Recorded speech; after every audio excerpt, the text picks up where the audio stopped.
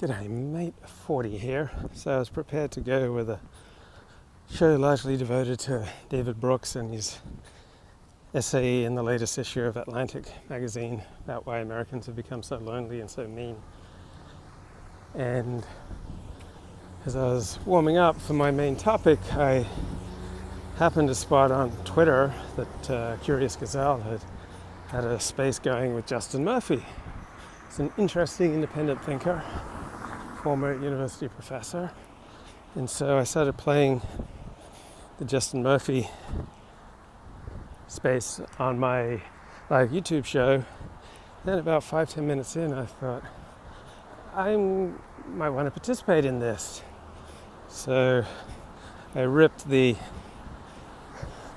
safety packaging off my iPhone, plugged in my microphone to give better quality sound, and it's not easy to participate in a space from your desktop. So turned off the mic on my Streamlabs OBS so that the sound would be about 45 seconds behind. What my list would say would be about 45 seconds behind what would actually play through on the Twitter space. And got to jump in on the discussion with Justin Murphy, and I got to ask him about 8 questions or so, and they pretty much all elicited the same pointless answer. So why was my questioning of Justin Murphy absolutely useless last night as compared to when I normally do an interview? I'd say a third of them are probably good. I think what happened is that when Curious Gazelle brought Justin Murphy into the space, he talked about how he'd long enjoyed an amiable relationship with her online, but then she'd gone after him hard, and then she was kind of taken aback by that. She said, "I didn't think I'd gone after you hard," but then she went after him hard in all sorts of ways, and that just put him into a defensive crouch. And this is why I don't use, with rare exceptions, an aggressive style of questioning or of confrontation. It just doesn't usually elicit much that's revelatory from the interview subject.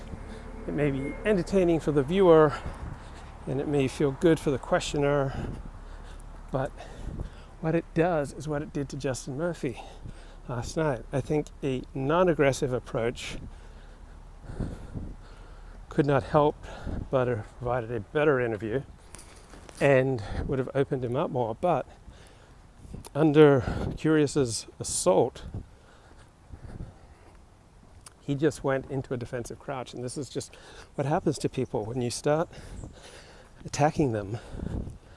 People just have a reflex to kind of tuck in, so they will limit the range of their answers and they'll just move into a defensive crouch.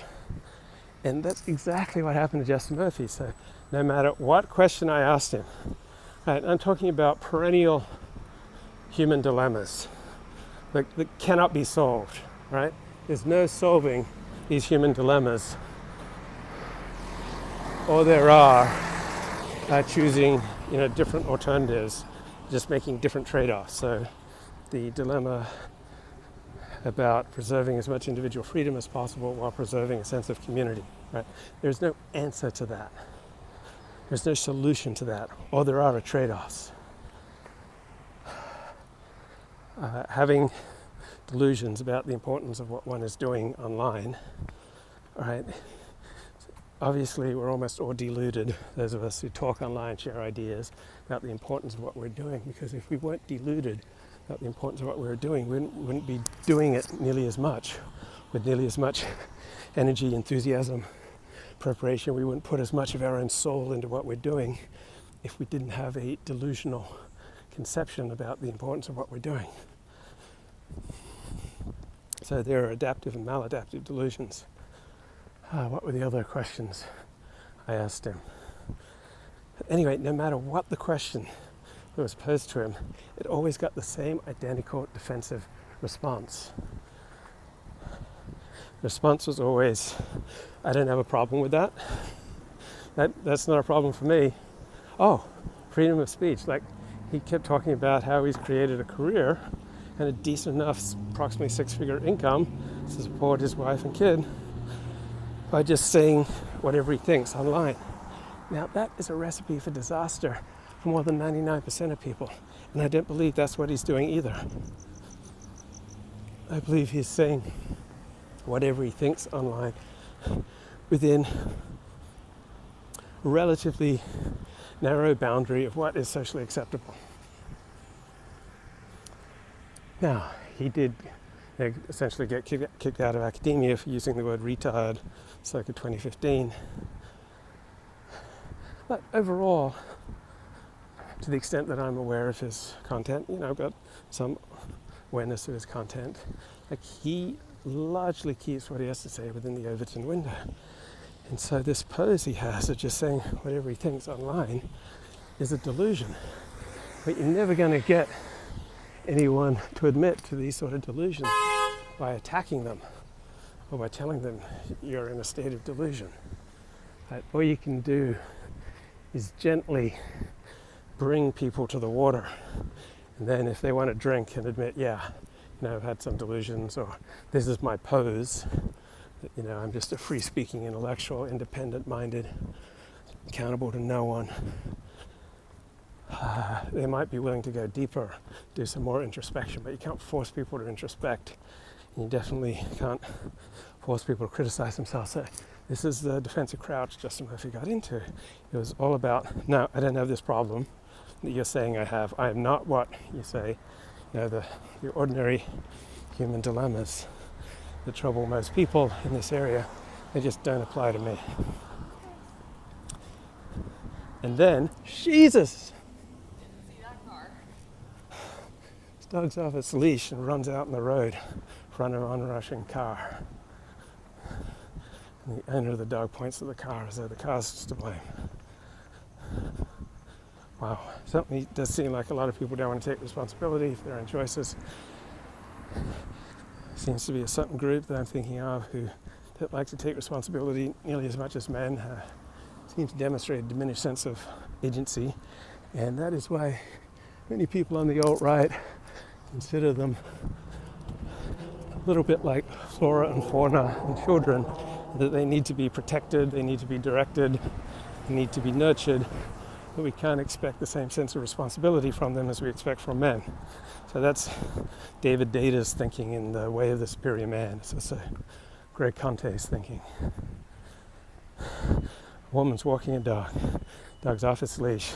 The dog runs into the street right there in front of me, in front of onrushing traffic.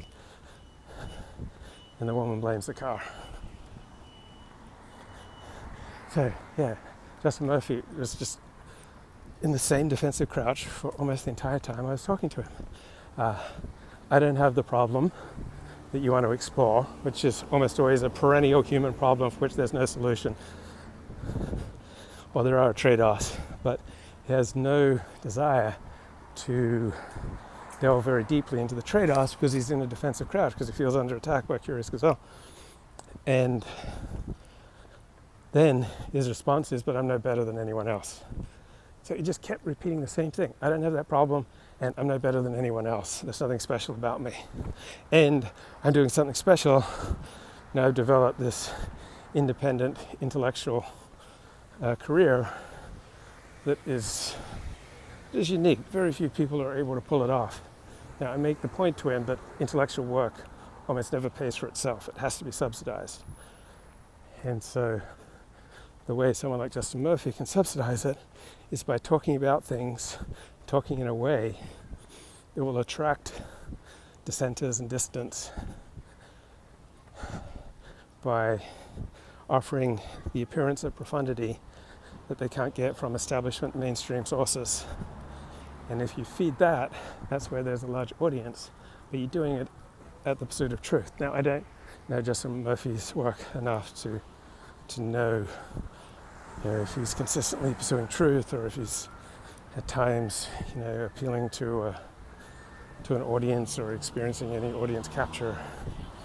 I don't know enough. But there are no solutions there. There are only trade-offs. But we were never able to get any deeper with that because we had him in a defensive crouch. It was just amazing. Every single question. Listen to it for, I don't know, the first hour and 15 minutes that I heard Justin Murphy. You ask him, do you experience X? Which is like a perennial human conundrum for which there are no solutions. His answer is always, no, but I'm no better than anyone else. So, the first part of his answer is, I'm exempt from the normal human condition. And the second part of the answer is, but I'm not exempt from the normal human condition. This completely didn't make sense, but that's what we were stuck with because of the way that he experienced himself as being under attack. Well, very much he didn't want to come across as at all defensive or feeling under attack. So it was one of the starkest examples that I can remember between what's really going on and what someone's saying.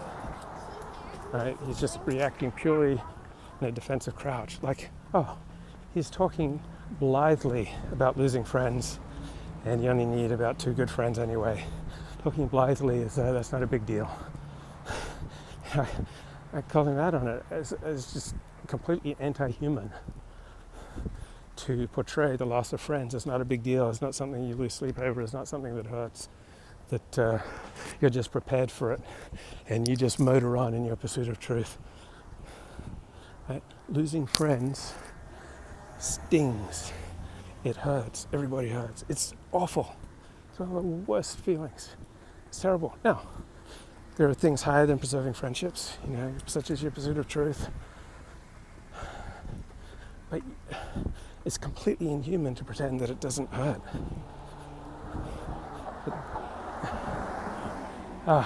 So, very frustrating discussion with independent intellectual Justin Murphy last night. It just couldn't get it to go anywhere.